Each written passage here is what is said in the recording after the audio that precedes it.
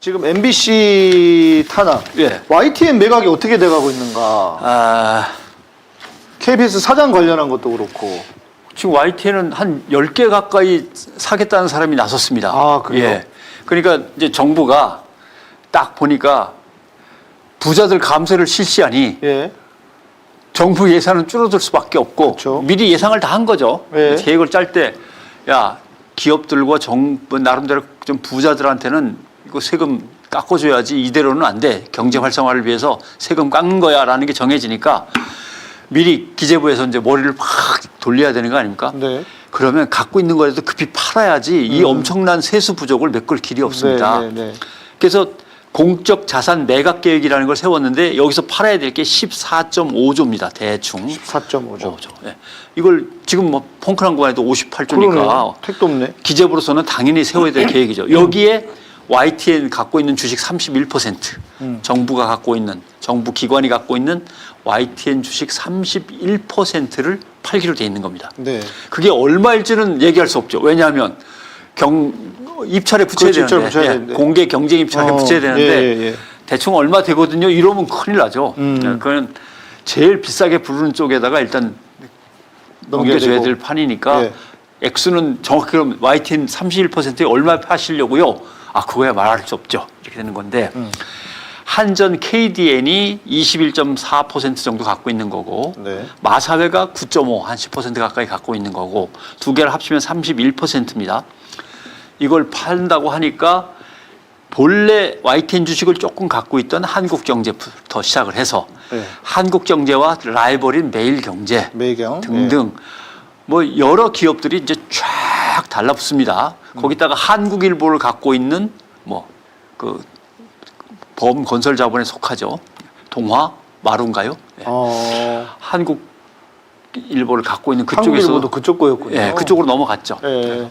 거기도 이제 신문사를 인수했으니까 방송국도 하나 인수하자. 돈이 꽤 있나 봐요. 꽤 될 텐데. 네. 그랬는데 이제 마지막에 저도요라고 한 사람이 통일교 고 문선명 오. 총재의 세 번째 아들. 셋째 아들. 셋째 아들인가가 미국에서 뭐 뭐 총 식품 좀 약간 그 미국에서 총 드는 교리를 가지고 참석할 때 다들 총 들고 예, 기관총 들고 예, 왔다 갔다 하는 네. 미국에서 그 회전 초밥집, 스시집에 재료 공급하는 완 추루월드라고 하는 추루월드 푸드라고 하는 네. 엄청난 그 해산물 유통회사를 갖고 있는 통일교가 휴무면은 미국 전역에 스시집이 다 문 스시집이. 닫아야 된다는 거 아닙니까? 아이고, 재료가 안 오니까. 저희 큰 처남이 스시집 하시는데 그래요? 미국에서. 나중에 한번 가서 물어봐야겠네. 네. 나도 사겠습니다. 아니 당신이 왜? 얼마 전에 언론재단 하나 만든 거 있습니다. 그걸 통해서 이제 사겠다고 나선 거죠. 그 통일보, 문화일보 있잖아요. 언론 하나 갖고 있어요. 그러니까요. 미국에서도 언론 세계일보, 하나, 세계일보 참. 세계일보를 한국에서 갖고 있고 네. 미국에서도 하나 갖고 있습니다. 미국에서도? 네, 미국에서도 하나 갖고 돈도 있습니다. 많아. 그래가지고 언론재단입니다. 그래서 사겠습니다. 내가 사겠습니다. 돈 많습니다. 엄청나게 많습니다. 네. 사실 통일교에서 쫓겨났습니다. 왜냐하면 아들 셋과 어머니가 재산 싸움 때문에 그렇죠. 예, 예. 권력 다툼이 있어가지고 통일교에서 제명 처분 당해서 뭐 지금 통일교라고 불러야 될지는 모르겠습니다. 그렇죠. 자기 나름대로 이제 단체는 만들었고. 총 드는 교리를 만들었지. 이게 참 얼마 전에는 국가 주요 기관장에 뭐 통일교 인사가 임명됐다고 난리가 나더니 이제는 통일교가 방송국도 24시간 뉴스 채널도 사겠다고 나서고 근데 어디로 갈지는 모르겠습니다. 이거 20 며칠 날인가 이게 아마 결정이 납니까? 예, 그 이제 공개 경쟁 입찰이니까 액수를 써가지고 예. 살짝 내야죠. 근데 이제 정부는 돈을 많이 내는 것뿐만 아니라 공정성, 공영성을 위해서 얼마나 힘을 쓸 것인가도 보겠다. 말 잘 듣는 놈 뽑겠다는 거였죠. 그 다음에 예를 들면 외국인이 실제로 뒤에 얼마나 버티고 있어서 이게 외국 방송사가 되면 안 되는 거 아닙니까? 예. 그런 것도 보겠다. 그리고 완전히 한 재벌 쪽으로 몰려가는 것도 그것도 좀 생각해 보겠다. 이게 조건은 내걸었습니다. 다 말만 하는 것 같은데. 근데 실제로 어떻게 하는지 보이는데 이렇게 되면 누구는 뭐 때문에 안 되고 누구는 뭐에 걸리고 누구는 뭐 때문에 이거 의심되고 이게 쫙 나오죠. 네. 이제 정부가 할 수 있는 거는 그러지 말고 한경하고 매경하고 힘을 합쳐서 그냥 하시죠. 이 컨소시엄을 구성하는 걸 이제 권유하는 이런 방식도 지분을 있습니다. 서로 나눠라. 예. 그때 얼마나 좋습니까? 예? 같이 전경련 다 소속 아니십니까? 네. 예, 같이 하시죠라는 컨소시엄 권유안이 나올 수도 있고, 왜냐하면 액수가 마음에 안 듭니다. 좀 늘려주시는데 혼자서는 벅차실 테니까 옆에 친구들하고 같이 이런 얘기가 나올 수 있는 거죠. 그게 23일 날 결정이 되고 이제 될 거죠. 예. 언제 결정이 나는 겁니까? 유찰이 될 수도 있겠네요. 유찰될 수도 있고 아니면 정부가 다른 안을 국리안이라고 발표를 안 하고 시간을 이렇게 끌면서 심의를 저희가 할 수도 방송이 있고. 송출되는 날짜가 24일이니까 예. 이제 그런 경우도 되는 날은 뭔가가 대충 윤곽이 잡힐 윤곽이 수도 잡힐 있겠네요. 수도 있습니다. 예. 그 다음에 EBS 오랜만에 가보겠습니다. EBS. KBS 사장은 계속 지금 유찰되고 있습니다. 안에서 내부 반란표가 있어가지고 반란표를 그러니까 설득을 못 해갖고 이걸 보자면 그리고 뭐 여권 인사 하나가 막 사퇴도 해버리고 막 예, 이랬던데요. 안 할래요. 뭐 강력한 후보 중에 한 사람이 그냥 들고 근데 나가버리고 이제 해서 이런 걸 보면 약간 그 권력의 누수 현상이라고도 봐야 될 수 있지 그렇죠. 않을까요? 이래갖고 돼봤자 이게 나중에 뭐 빗발치듯이 비난을 받는 거 아닌가? 그러겠죠. 예, KBS는 또 노조가 4개입니다. 아마. 세 개도 아니고 네 개예요. 4개일걸요? 네, 하나 더 복잡하네. 생겨서. 또 생겼네. 그러니까 안에서 무슨 일이 벌어질지 모르니까 뽑아서 보낼 사람들도 겁이 나는 거예요. 네, 그러니까 네. 이게 마무리될 때까지, 조율이 확실히 될 때까지 회의를 계속 이제 연기하고 있는 상황이고, 언론노조 EBS 지부에서 성명서가 하나 나왔습니다. 예. EBS가 KBS, MBC 부적격 퇴직자들의 놀이터냐? 이렇게 나왔습니다. 예, 그대로 옮기면 그렇습니다. 똥차들만 보내는구나. EBS가 KBS, MBC 부적격 퇴직자들의 놀이터냐? 예. 사연을 보면 3명이 최근에 갔는데 강규형 가로세로 연구소라는 곳 있었죠. 네네네. 유튜브. 지금은 뭐 엉망이 돼버렸습니다만 네. 여기서 뭐 암흑의 여성 정치인이 알몸으로 누드 화보를 촬영했다라고 거짓말을 퍼뜨렸다가 네.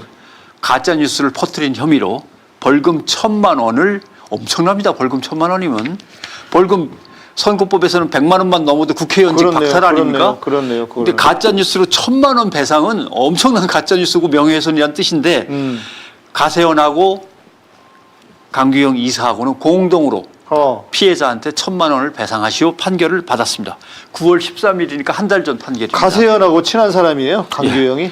그 말 다 했네. EBS 이사로 가셨습니다. 아이고. 이분은 본래 KBS 이사를 2015년부터 2017년까지 해서 한 2년 3개월 동안 하셨는데 임기가 3년입니다. 네. 3년인데 왜 2년 3개월밖에 못했냐. 법인카드 부당 사용으로 인해서 해임되셨습니다. 아휴. 해임 시킨 거는 또 방통위인데 방통위가 또 이리로 보내셨습니다. 이번에는 EBS로. 참 말도 안 되는 일이고. 물론 해임까지는 너무하다라고 해임 취소 처분 소송을 내서 어느 정도 받아들인 건 있습니다만 아무튼 가짜 뉴스로 벌금 1,000만 원은 확정된 겁니다. 그러니까 이런 문제가 있고 또 한 분은 누가 계신가? 신동호? 신동호 씨. 예. MBC에서 부당 노동 행위로 고소당하고 징계당했던 아나운서 국장입니다. 아나운서 국장이 그 안경 쓰고 예. 기억납니다. 기억나죠? 누군지 알 것 예. 같아요. 이분은 뭐 잘못해서 나간 게 아니고 파업에 참여했던 아나운서 11명을 부당 전보에서 막 내쫓는 인사에 직접 나서서 관여했다는 이유로 네. 이제 징계를 받은 거죠. 고소당하고 징계를 받았는데 그러니까 자기가 나 그만둘래요 하고 나갔습니다. 그래갖고 국민의힘이 옛날에 미래통합당이었습니다. 잠깐. 예. 미래통합당의 위성정당의 미래한국당이라고 있었습니다. 아 그래요. 그렇죠. 미래한국당. 그리고 여야가 위성정당을 하나씩 만들었었죠. 그때. 네네네. 고리로 쏙 들어가서 비례대표 후보를 신청했습니다. 근데 순번이 너무 뒤에 가고 소용은 안 됐구나. 없었습니다만은 네. 그래서 거기서 대변인 비슷하게 활동을 하다가 이번에는 이제 자리를 잡아서 EBS 감사로 간 거죠. 감사로. 예. 그다음에 뭐 다 이런 분들입니다. 이런 분들이 하나씩 둘씩 가니까 최기화 씨라고 이제 마저 설명을 해야 될지 모르겠습니다. MBC 기획본부장을 지냈습니다. 부당 노동행위로 대법원에서 벌금 300만 원 유죄 확정 판결을 또 받았습니다. 그 전에 뭐 김재철인가 이재철 시절에 뭐 그런 것들에 부당 노동행위. 그렇겠죠. 예. 예.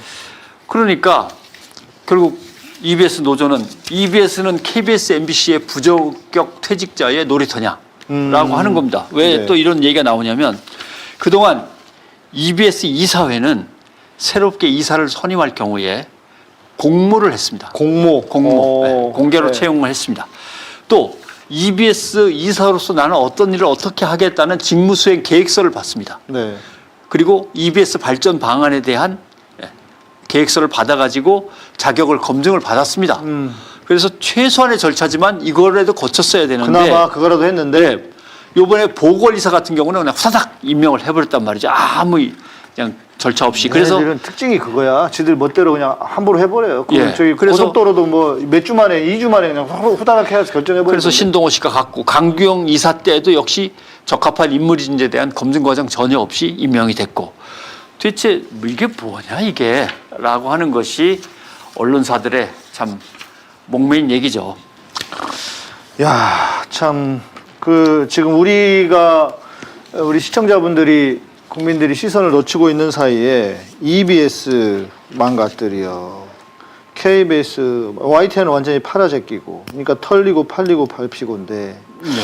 근데 이제 핵심은 이걸 것 같아요. KBS에서 보였듯이, 지금 YTN은 YTN 매각은 거의 결정이 난 상태죠. 어쨌든 어디든 일단은 뭐 팔리겠죠. 팔리는 파는 겁니다. 그러니까 네. 컨소시엄으로 하면 상당히 쉽게 진행될 수도 있고 네. 누구든 31%를 가져도 어차피 대주주일 수는 있지만 완전히 지배하는 건 아니니까 네, 네. 컨소시엄 하자 그러면 또 할 수도 있습니다. 통째로 살 수 있는데 100%를 컨소시엄 하시죠 하면은 아쉬움이 남지만 어차피 31%라면 네. 그럴 수도 있는 거죠. 예. 그렇네요. 여러 가지 방법이 나오겠죠. 네. 근데 이제 우리 시민들의 관심은 그걸 것 같아요. 그래서 윤석열이 원하는 대로 MBC, KBS도 찢겨 발려서 넘기고 KBS도 장악하고 이렇게 과연 할 수 있을까? 이게 지금 제일 관심사일 것 같거든요. 그런데 이제 참 봉변을 당한 연합뉴스 같은 경우 350억씩 오다가 250억이 날라갔잖아요. 그렇습니까? 네. 이건 이제 확실히 다 잡는 거죠. 미리 한 대 때려놔야 되겠다. 아니, 그러니까 그거는 사실 연합뉴스는 보수 진영 쪽 편을 많이 들었다고 평가를 받습니다. 아이러니하네. 네, 진짜. 기관 연합통신이 지난 통신이지만 정권에서는 그렇게 말도 안 되는 기사를 써도 막 그렇게 돈을 퍼다 주더니 정권이 바뀌어서 이제 더 잘하는데도. 잘해줘야 될 것 같은 언론사에다가 누구 사장이 마음에 안 들었나? 또 개개인 아니 누가 뭐 있었나? 다 괜찮은 사실은 연합뉴스를 이끄는 이사진들이 마음에 안 드는 거죠. 아. 예. 그래서 사장은 항상 밑에서 뭐 연합뉴스 쪽에서 나오니까 괜찮은데 연합뉴스를 맡고 있는 법회에서 맡고 있는 건데 이사회가 이제 구성이 마음에 안 들어서 확실히 하라고 한번 다 잡는 것 같습니다. 국회 이제 심의 과정에서 여당이 조금 보태줄 수도 있죠. 다시 살려줄 수는 있는데 200 몇십억이 날라갔고 결국 이것은 제가 맨 처음에 그런 말씀 드렸습니다. 여당이 잘 알아요. 뭘 아냐면 윤석열 대통령으로서는 표에 도움이 안 돼요. 예, 예. 그러니까 여당도 급해요. 윤석열 대통령도 급하죠. 나 때문에 지지율 떨어진 건 사실 솔직히 속으로는 다 알고 있는데 뭔가 도움이 되려면 언론의 지평을 확실하게 여당 쪽에 유리하게 해준 다음에 어떻게 치러야 되는데 4월 총선을 그런 점에서 하나씩 둘씩 작업을 하는 건데 제일 문제는 격렬하게 늘 저항하는 MBC 그다음에 우리 편이든 아니든 MBC를 자꾸 슬슬 쫓아갈 수도 있는 KBS 두 개는 확실히 잡아놔야 되고 전국의 언론사에게 뉴스를 공급하는 YTN과 연합뉴스 확실하게 다 잡아야 되고 이제 이런 것들이 벌어지고 있는 거고 그다음에 교통방송이었던 TBS 서울시민의 방송은 신경을 안 써도 될 수 있었던 방송인데 김어준 뉴스공장 같은 게 들어가 있으니까 그렇죠. 어따 그거 생각보다 프로그램 하나가 영향력이 크네라고 그쵸. 하면서 그걸 이제 정리해 나가는 거고 그렇게 정리하는 과정인데 서울시에서의 지지율이 뭐 20% 대라는 운동 이런 네, 얘기가 나오는 네, 거죠. 네. 막 떨어지고 있는 게 눈에 보이는 거죠. 그걸 대비했기 때문에 지금 언론을 갖다 다 잡고 있는 거다.